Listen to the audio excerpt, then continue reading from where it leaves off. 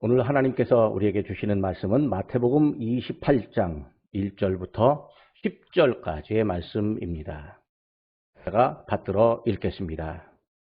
안식일이 다 지나고 안식 후 첫날이 되려는 새벽에 막달라 마리아와 다른 마리아가 무덤을 보려고 갔더니 큰 지진이 나며 주의 천사가 하늘로부터 내려와 돌을 굴려내고 그 위에 앉았는데 그 형상이 번개 같고 그 옷은 눈같이 희거늘 지키던 자들이 그를 무서워하여 떨며 죽은 사람과 같이 되었더라.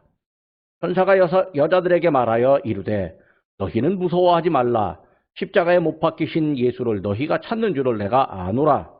그가 여기 계시지 않고 그가 말씀하시던 대로 살아나셨느니라. 와서 그가 누우셨던 곳을 보라. 또 빨리 가서 그의 제자들에게 이르되 그가 죽은 자 가운데서 살아나셨고 너희보다 먼저 갈릴리로 가시나니 거기서 너희가 배우리라 하라. 보라, 내가 너희에게 일렀느니라 하거늘. 그 여자들이 무서움과 큰 기쁨으로 빨리 무덤을 떠나 제자들에게 알리려고 다름질할세. 예수께서 그들을 만나 이르시되 평안하냐 하시거늘. 여자들이 나아가 그 발을 붙잡고 경배하니 이에 예수께서 이르시되 무서워하지 말라. 가서 내 형제들에게 갈릴리로 가라 하라. 거기서 나를 보리라 하시니라. 아멘. 사람이 살면서요, 아쉬울 때가 좀 있습니다. 아쉬움을 느낄 때가 있는 거죠. 그때 내가 그 사람 만났으면 내 사업이 좀 잘 됐을 텐데. 내가 그때 그 사람만 안 만났다면 내 삶이 망가지지는 않았을 텐데. 이렇게 후회가 되는 일이 있습니다. 부모님을 이 세상에서 하늘나라로 이사 보내고 나면 그때 함께 있었을 때 내가 사랑한다고 말할 걸. 내가 그때 그분에게, 우리 부모님에게 조금 더 내가 애틋하고 따뜻하게 잘할 걸. 이런 아쉬움과 후회가 생길 때도 있습니다. 그런데요, 지나간 과거는 또 과거에 불과합니다. 과거를 아무리 아쉬워해야 미래가 밝아지지가 않습니다. 미래가 밝아지려면 과거의 아쉬움을 한번 곱씹어 보고 내가 뭘 고쳐야 될지, 내가 무엇을 개선해야 할지 그걸 깨달아야 하고 또 실제로 고쳐야 하는 거죠. 그러니까 과거의 아쉬움은 우리의 미래를 향한 발걸음, 밑거름이 될 수 있습니다. 오늘 본문에 보니까 아쉬움을 가진 듯한 여인들이 나타납니다. 예수님이 십자가에 돌아가시고 무덤에 누이셨습니다. 예수님이 돌아가신 날이 예비일, 즉 안식일 전날이었습니다. 요즘으로 말하면 금요일이었습니다. 돌아가신 예수님의 시신은 안식일을 지내는 동안 무덤에 계셨습니다. 그리고 안식일이 지난 후 새벽, 그러니까 주일날입니다. 주일 새벽에 두 여인이 예수님이 계신 무덤으로 찾아왔습니다. 무덤을 찾아오는 여인들의 마음이 착잡하고 심란하고 머릿속이 매우 복잡했을 겁니다. 왜냐하면요, 구세주로 믿었던 예수님이 십자가에서 죽어버렸어요. 그러니까 우리의 기대와 우리의 희망이 사라진 것 같습니다. 허탈감과 슬픔, 또 이 허탈감과 슬픔을 감추기 위해서는 무덤이라도 보고 아쉬움을 달래야 할지, 아니면 무작정 무의식적으로 그냥 무덤을 찾아간 것인지 어느 한쪽으로 단정하기는 쉽지 않습니다. 만약에 사랑하는 부모님과 헤어지고 그분의 무덤을 처음 찾아가는 심정을 우리가 상상해 본다면 아마도 오늘 예수님의 무덤을 찾는 여인들의 마음을 우리가 이해할 수 있을 것입니다. 하지만 어떤 마음으로든 어떤 이유로든지 예수님이 누이셨던 그 무덤을 찾아갔다는 거, 이 사실이 훨씬 중요합니다. 그것도 새벽에 찾아갔습니다. 남들의 손가락질과 혹은 그 남들의 어떤 시선, 또 이 예수님의 무덤을 지키는 이 군인들의 어떤 이 군인들이 맞고, 그리고 군인들이 제지할까봐 무서워서 새벽에 찾아갔는지는 잘 모릅니다. 아니면 예수님을 향한 아쉬움과 그 예수님을 사모하는 그 마음이 너무 커서 일찍 일어나서 새벽에 찾아간지 분명하지 않습니다. 왜 그런지 그 이유는 말하지 않습니다. 중요한 건 찾아간 사실입니다. 우리가 교회에 나오는 이유, 예수님을 믿는 이유가 여러 가지가 있을 겁니다. 어떤 사람은 내 몸이 아파서 몸의 병을 고쳐보려고, 어떤 사람은 교회 가니까 사업가들이 많은데 거기 가면 내가 그 사업가들과 사귀면서 돈도 조금 벌 수 있을 것 같고, 어떤 사람은요, 거기 가니까 젊은이들이 많은데 괜찮다. 옛날에 누가 그러더라고요. 우리 교회는 군인들이 많습니다. 왜 군인들이 많냐면 젊은 아가씨들이 많아서 군인들이 많습니다. 왜 젊은 아가씨들이 많으냐면 우리 교회 전도사님이 잘생겨서 그렇습니다. 그렇게 얘기하는 그런 목사님도 가끔 농담 삼아 듣기는 했습니다. 그러니까 교회에 나오는 이유가 사람들에게 여러 가지가 있습니다. 이유가 어쩌든지 가장 중요한 건 교회에 나오는 것이고 예수님을 믿는 겁니다. 교회에 나와서 예수님을 믿기 시작하면 그 다음에 예수님의 은혜를 제대로 받을 기회가 찾아옵니다.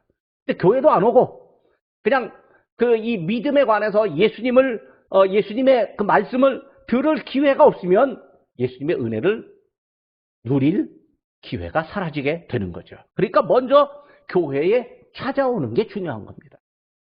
예수님의 무덤을 찾아간 여인처럼 교회에 먼저 찾아오는 것이 가장 중요합니다.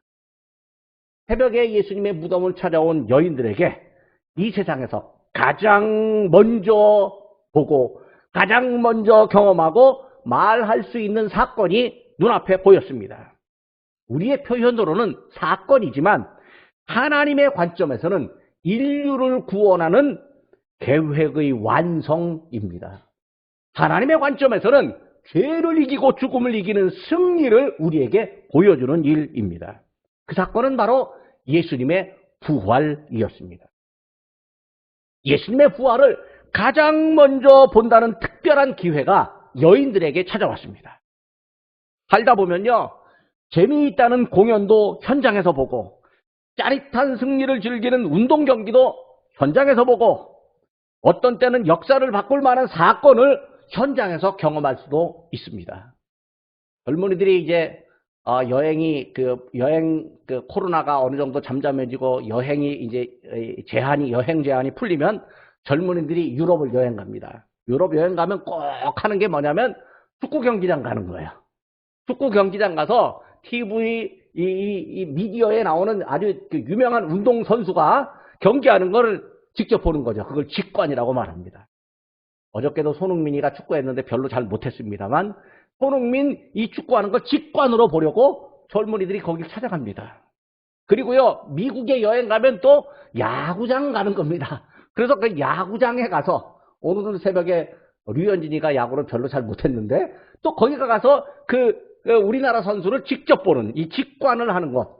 그게 왜냐하면 평생에 한 번에 큰 즐거움이 되기 때문에 그렇습니다. 그런데요, 예수님을 만나고 부활하신 예수님을 경험하는 건 이 운동 경기를 매일 보는 거, 1년 내내 보는 것, 그거보다 훨씬 더 큰 기쁨입니다. 운동 경기를 보는 거는 내게 기쁨이지만 예수님의 부활을 경험하는 거는 내 인생의 변화를 만들어내기 때문에 그렇습니다. 현장에서 보고 즐긴 일이 사람의 기억에 두고두고 남고 시간이 지나면 다른 사람들에게 내 경험을 자랑 삼아서 이야기할 수 있습니다. 만약 오늘 예수님의 부활 사건을 우리가 경험한다면 우리에게 어떤 일이 일어나겠습니까? 우리의 삶이 완전히 바뀌는 하나님이 보시기에 멋진 그 은혜의 삶으로 나아가게 됩니다. 오늘 예수님의 무덤을 찾은 여인들에게 부활을 경험하고 부활의 증인이 되는 놀라운 은총이 주어졌습니다. 여인들에게 임한 은혜를 보면서 예수님이 오늘 우리를 부활의 증인으로 삼고 싶어하는 목적을 깨닫게 됩니다. 첫째는 부활의 목격자, 부활을 경험하고 믿는 사람이 되고 이후에 부활의 증인이 되기를 예수님께서 우리에게 원하십니다.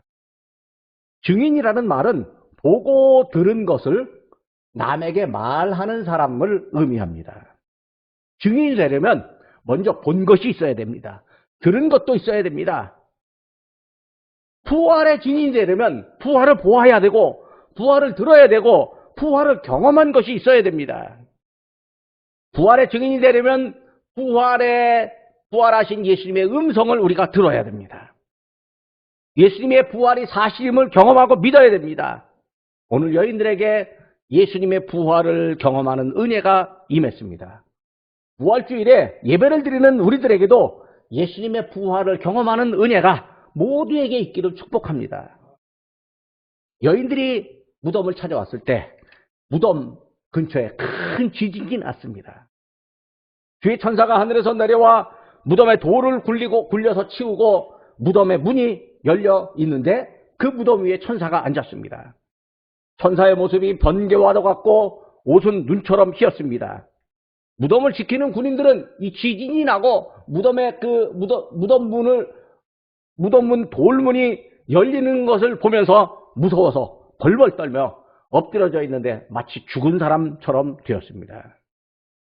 부활의 사건을 경험할 때 어떤 사람은요, 그 사건이 은혜와 축복이 되는 사람도 있지만 다른 한편으로는요, 두렵고 떨리며 무섭고 괴롭고 한편으로는 또 아무런 감흥도 없는 사람도 있습니다. 믿음을 가진 사람과 믿음이 없는 사람의 차이가 여기서 나타나는 거죠. 믿음을 가진 사람은요, 부활의 사건이 갑작스러운 일처럼 보입니다. 놀랄 만한 일처럼 보입니다. 하지만 여기 로마 군인처럼 무서워하지는 않습니다. 왜냐하면 사랑하고 존경하는 예수님을 다시 만나는 일이기 때문에 그렇습니다. 예수님을 다시 만나는 일이야말로 감격적이고 환상적인 일입니다. 5절과 6절의 말씀입니다. 너희는 무서워하지 말라. 십자가에 못 박히신 예수를 너희가 찾는 줄을 내가 아노라. 그가 여기 계시지 않고 그가 말씀하신 대로 살아나셨느니라. 와서 그가 누우셨던 곳을 보라. 여인들은 천사로부터 예수님이 부활했다는 소식을 들었습니다. 부활하신 예수님을 아직 눈으로 본 적은 없지만 빈 무덤을 보았고 또 부활의 소식을 들었습니다. 먼저 보고 듣고 경험하면 다른 사람에게 말할 수 있습니다. 보고 듣고 경험한 것을 얼마나 잘 기억하느냐, 얼마나 제대로 전달하느냐, 이런 능력이 필요할까요? 그렇지 않습니다. 보고 듣고 경험한 것, 그것이 우선입니다. 그리고 다른 사람에게 본 대로 들은 대로 경험한 대로 말하는 정직한 자세, 기쁘고 즐거운 소식이라면 다른 사람에게도 말하고 싶은 그 마음, 의욕이 있어야 합니다. 그래야 다른 사람에게 증언하는 사람, 곧 증인이 됩니다. 부활을 전하기 이전에 먼저 부활을 믿어야 합니다. 부활을 믿는 일이 우리에게는 사실 기적입니다. 사람이 죽었다가 다시 살아난다는 일, 이게 우리의 생각, 우리의 이성, 우리의 상상으로는 도저히 이해되지 않습니다.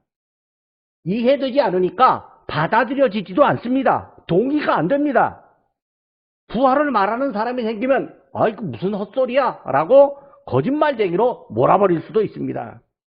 사실 예수님의 부활은 우리의 이해나 동의의 차원이 아닙니다. 예수님의 부활은 믿음의 차원입니다. 예수님이 부활하셨다는 성경의 기록을 보고 예수님의 부활을 찬양하는 그 찬양을 들으며 예수님의 부활을 그대로 믿어야 하는 거죠. 예수님의 부활의 본문에 이 등장하는 여인들을 우리가 보았습니다. 고린도전서 15장 5절과 6절에는 이렇게 나옵니다. 오늘 교동문에도 아마 읽으셨습니다. 부활하신 예수님이 게바에게 보이시고 후에 12제자에게와 그 후에 500여 형제에게 일시에 보이셨다고 말합니다. 8절에 보면 맨 나중에는 만삭되지 못한 나, 즉 바울에게까지 보였다. 이렇게 합니다. 바울은요, 예수님의 직계 제자가 아니었습니다. 그럼 바울이 예수님의 부활을 직접 눈으로 보았을까요? 바울이 보았다라고 하는 말은 오늘 우리의 눈으로 보고 경험하는 그런 형식이 아닙니다. 다시 바울은 예수님을 믿는 사람을 핍박하려다가 하늘의 음성으로 예수님의 음성을 들었습니다. 바울이 회심한 후에는 이스라엘과 이방인들에게 보냄을 받는 사도가 되었습니다. 부활하신 예수님을 보고 만나는 바울의 경험은 매우 특별하고 신비한 것이었습니다. 사람의 말로 표현하기는 하지만 그 말로도 완벽하게 표현할 수 없는 아주 놀랍고 신비한 경험이었습니다. 바울이 개인적으로 예수님을 만나고 보니 하늘의 신비한 음성을 듣고 보니 예수님의 부활을 부정할 근거가 사라지고 말았습니다.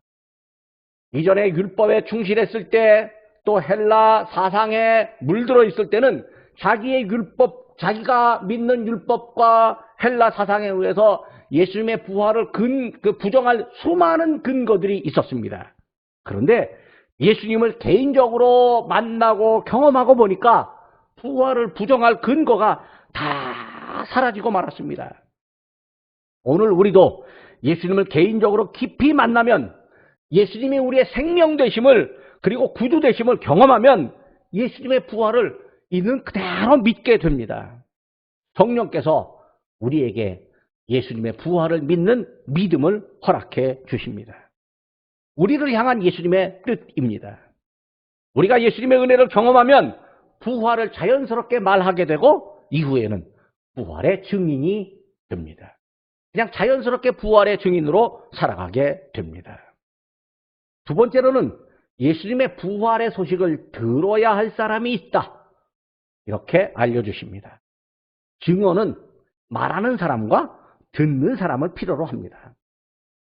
새벽에 무덤을 찾은 여인들, 빈 무덤을 확인한 여인들에게 천사가 말합니다. 7절의 말씀입니다. 빨리 가서 그의 제자들에게 이르되 그가 죽은 자 가운데서 살아나셨고 너희보다 먼저 갈릴리로 가시나니 거기서 너희가 배우리라 하라. 보라, 내가 너희에게 일렀느니라. 예수님의 부활을 먼저 듣고 확인한 여인들에게는 이제 제자들에게 가서 예수님의 부활을 알려주라고 하는 할 일이 생겨났습니다. 그리고 부활하신 예수님을 뵈려면 갈릴리로 가라고 알려줍니다. 부활하신 예수님께서 갈릴리에서 제자들을 만날 계획을 갖고 계시기 때문입니다. 예수님의 부활은 이 세상 모든 인류를 위한 구원의 소식입니다. 희망의 소식입니다. 생명의 소식입니다. 우리의 가족과 이웃, 친구와 친척, 형제와 동창생들 모두에게 예수님의 부활은 기쁨의 소식입니다. 비록 내가 살아서 움직이고 있지만 이 세상에 살아서 움직이는 사람들이 그렇게 많지만 하나님께 대하여는 영혼이 죽어있는 사람들이 있습니다. 영혼이 죽어 있으니 생각과 마음이 멈춰 있는 사람들도 있습니다.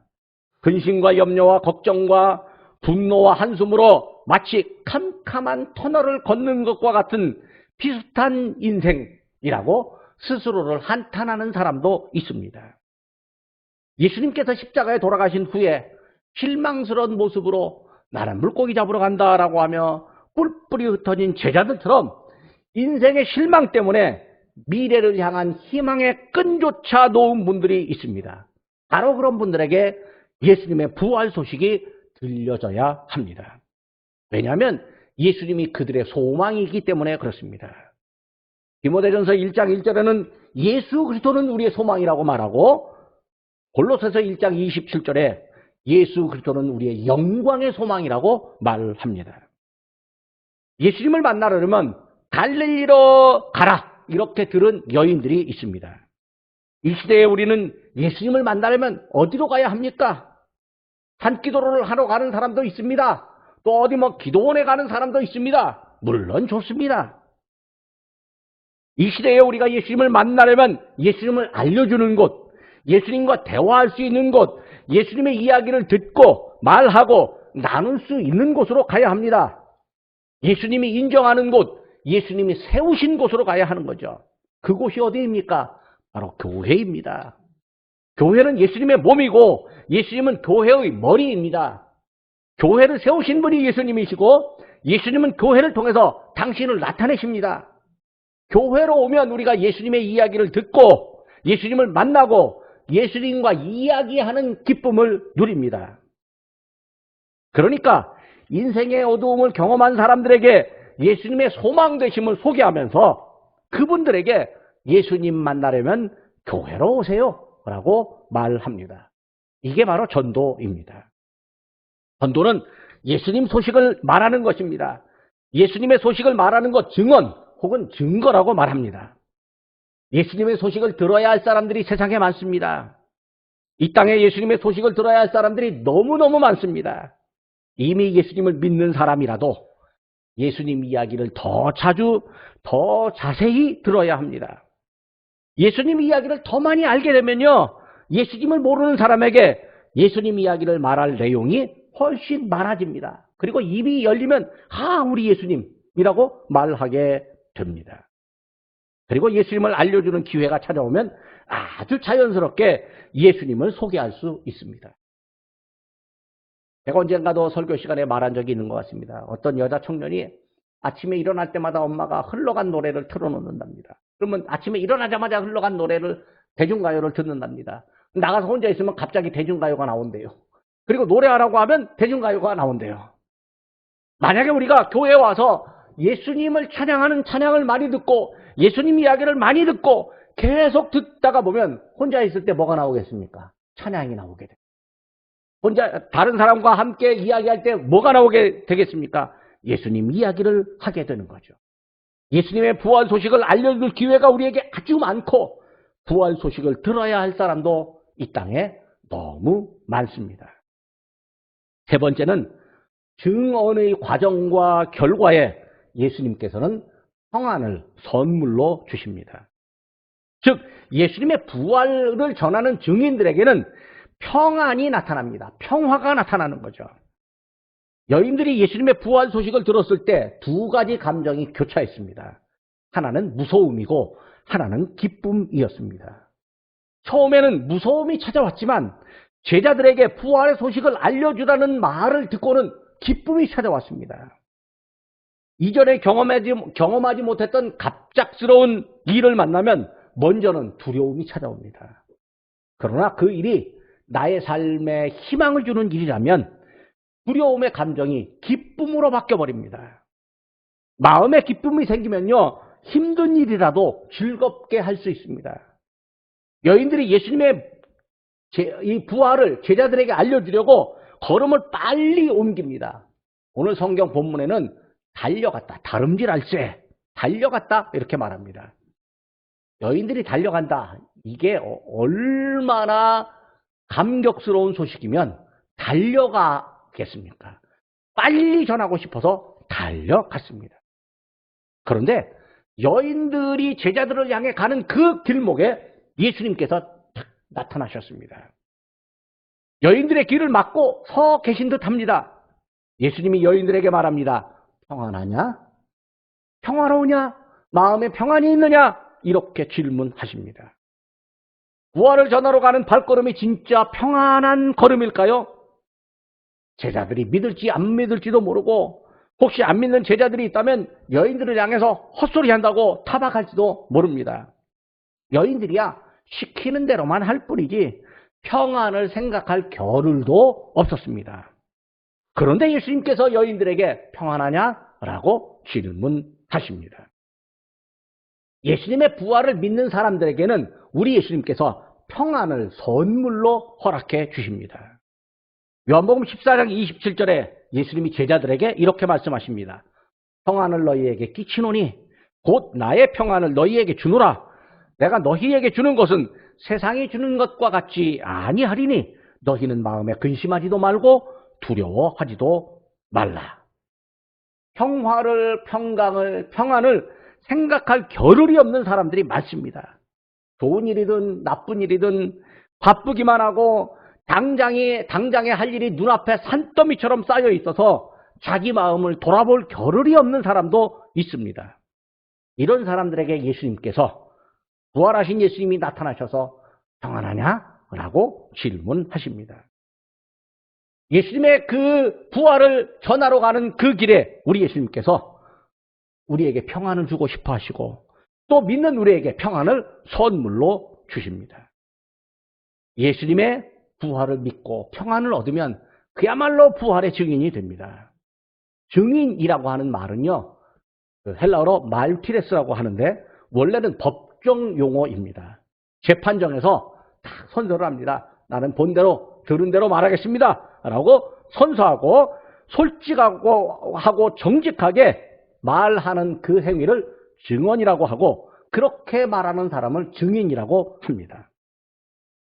그런데 법정에서 거짓말을 하면요, 거짓말하는 것이 들통나는 순간 어떻게 될까요? 형벌을 받습니다. 반면에 법정에서 아주 솔직하게 증언해도 본인에게 위험이 찾아올 가능성이 있습니다. 또 자기가 잘못한 것을 증언하면 수치스럽기까지 합니다. 증언의 결과로 누군가의 죄가 인정되면, 야, 저 사람이 증언해갖고 내가 억울하게 죄를 입게 됐다, 내가 벌을 받게 됐다라고 해서 나쁜 감정을 품고 증인을 해치려고 하는 경우도 있습니다. 증인이 나쁜 일에 가담했다면 자신의 죄를 드러내고 창피함을 당해야 할지도 모릅니다. 증인이 된다라고 하는 게 그게 반드시 쉬운 일만은 아닙니다. 증인이 되면 재판장에 오라 가라 합니다. 내 돈 들여야 되고 내 시간 들여야 되고 내 차비 들여야 됩니다. 귀찮은 일도 많습니다. 그래서 그냥 모른 척 지나가는 사람도 없지 않아 있습니다. 예수님의 증인들은요, 죽음의 위협을 당하기도 했습니다. 예수님의 부활을 전하는 제자들에게 유대인들이 위협을 가했습니다. 실제로 로마 제국 시대에는 예수님을 믿는다고 죽는 사람도 있었습니다. 예수님의 부활을 증언하는 증인들이 순교자가 되었습니다. 그래서 증인과 순교자라고 하는 말은 마티어, 같은 의미의 말이 되기도 했습니다. 우리가 예수님의 부활을 경험했다면 그 경험이 우리의 일상생활에 어려움을 가져다 줄 수도 있습니다. 예수님의 부활의 증인이 되는 사람은 그 사람의 생각만큼 술술 일이 풀리면 얼마나 좋겠습니까만 그렇지 않을 수도 있습니다. 이때 우리에게 필요한 것이 예수님께서 우리에게 주시는 평안입니다. 고난 중에도 예수님의 평안을 경험한 사람들이 담대하게 부활의 소식을 전했습니다. 그리고 세계를 정복할 만한 강력한 군사력을 가진 로마 제국을 복음으로 무너뜨리고 복음으로 변화시켰습니다. 부활하신 예수님을 만나 평안하자는 질문을 받은 여인들이 예수님의 발을 붙잡고 절을 했습니다. 예수님께서 다시 말씀하십니다. 10절 말씀입니다. 무서워하지 말라. 가서 내 형제들에게 갈릴리로 가라 하라. 거기서 나를 보리라. 예수님이 여인들에게 평안할 이유까지 말씀해 주셨습니다. 그리고 평안할 이유를 직접 보여주셨습니다. 예수님이 직접 나타나셔서 만나주시고 무서워하지 말라고 하시며 또 갈릴리에서 제자들을 만나 당신을 보여줄 계획까지 알려주셨습니다. 우리가 부활하신 예수님을 만나면요, 또 부활하신 예수님 직접 그분을 경험하고 그분의 말씀을 들으면 우리 안에 평안이 생깁니다. 교회에 온 사람들이 예수님의 소식을 듣고 예수님을 만나면 평안을 얻습니다. 그러면요, 교회에 더 가고 싶습니다. 왜? 교회에 와서 앉아있고 예배드리는 시간, 기도하는 시간, 찬송하는 그 시간에 평안하기 때문에 그렇습니다. 그리고 혹시 괴로운 일을 만나도 이겨내는 힘이 생기고 부활의 증인으로 살아가게 됩니다. 말씀을 맺으려고 합니다. 예수님의 부활을 경험하는 일은 우리가 반드시 해야 하는 일입니다. 예수님의 부활이 우리의 믿음의 핵심이요, 예수님의 부활로서 우리에게 생명이 주어졌음을 확증하기 때문입니다. 예수님의 부활은 우리의 소망입니다. 한번 해볼까요? 예수님의 부활은 우리의 소망입니다.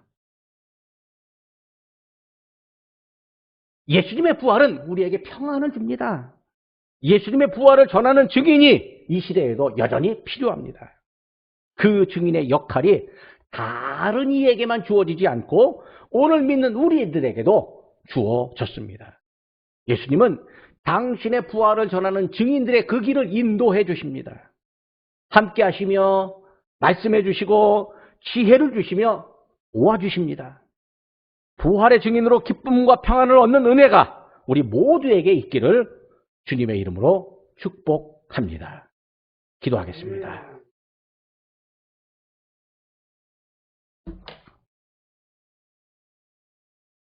성도의 괴로움과 두려움 그리고 무서운 환경에서 부활의 소식과 함께 영광의 소망을 주시는 하나님 아버지, 사랑하는 하늘 백성이 두려워할 때 평안을 주시고 죽음을 두려워할 때 부활의 소망을 믿게 하심을 감사드립니다. 육체의 죽음은 잠시 잠을 자는 것 같으나 겁을 먹지 않게 하시고 예수님께서 하늘의 천사들과 함께 재림하실 때 우리도 죽음에서 부활한 사실을 믿게 하여 주옵소서.